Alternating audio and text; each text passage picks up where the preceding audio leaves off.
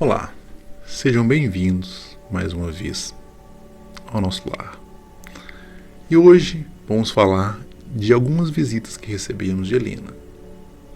Helena que nos visitou para nos relatar de como se sentia, das visitas que recebia toda noite, visitas inesperadas e depois se tornaram muito esperadas. Visitas de um demônio que ele tinha, que ele aparecia justamente toda madrugada, entre as 3 e as 5 da manhã. Quando ela, no meio da escuridão do seu quarto, abriu os olhos, vendo o seu gato aos pés da cama e percebendo que não havia mais ninguém além do silêncio. O silêncio fora, mas a agitação e o barulho dentro de si, dentro do seu coração. Ela sentia ali como aquele barulho existia, como estava forte dentro dela. E nessa sensação, ela se percebia cada dia pior. Como se algo estivesse prestes a acontecer. Como se o silêncio fosse a calmaria. E logo após o virar do relógio, logo após o nascer do sol, em algum momento, viria o pior. Viria a tempestade que ela antecipava, que ela esperava, que ela guardava. E ela sempre sentia aquele desespero, aquele momento em que ela via a dor, em que ela via dentro de si a tempestade que esperava, que o mundo aguardava para ela. E a Helena sempre assim pensava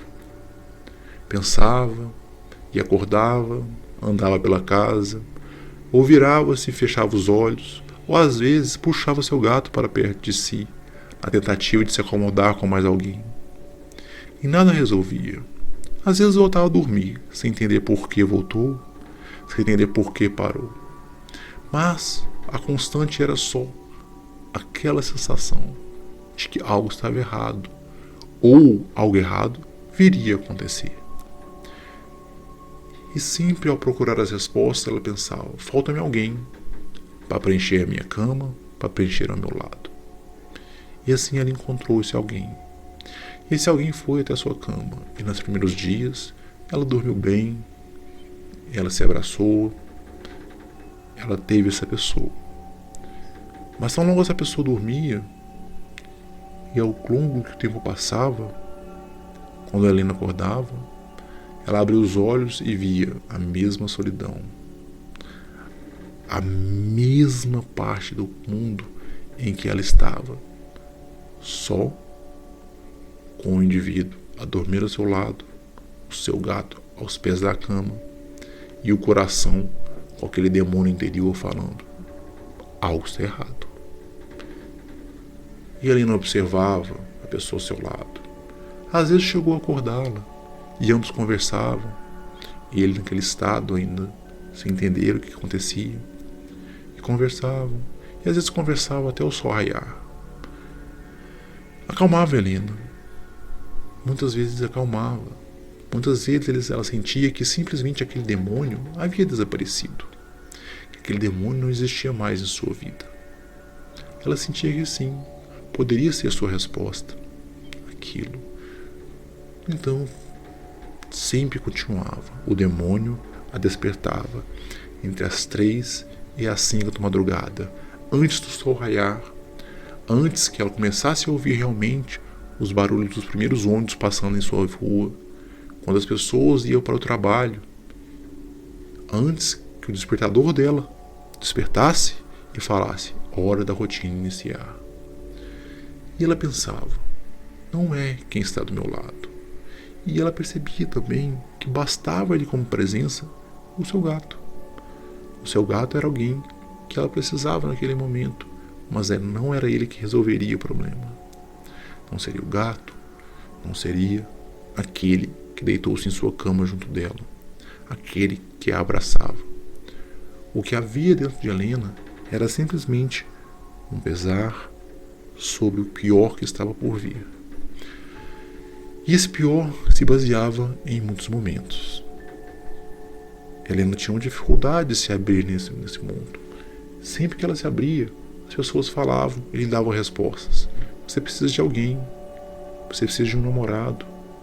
Você precisa de dividir o seu apartamento com alguém. Você precisa de conversar com outras pessoas.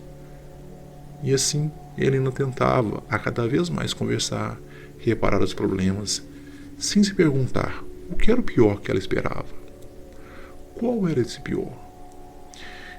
E muitas vezes essas perguntas foram sendo refeitas. Qual é essa tempestade que Helena espera? Existe a tempestade? E à medida que se passava, várias perguntas foram feitas sobre quais tempestades Helena pensava. A tempestade da solidão, a tempestade de relacionamentos, a tempestade da velhice. Qual seria essa tempestade que tanto assustava, que tanto Helena achava que simplesmente derrubaria seu barco, a faria naufragar? O que seria que perturbava seu mar, que ela via lá na frente todas aquelas nuvens? Helena durante muito tempo pensou isso.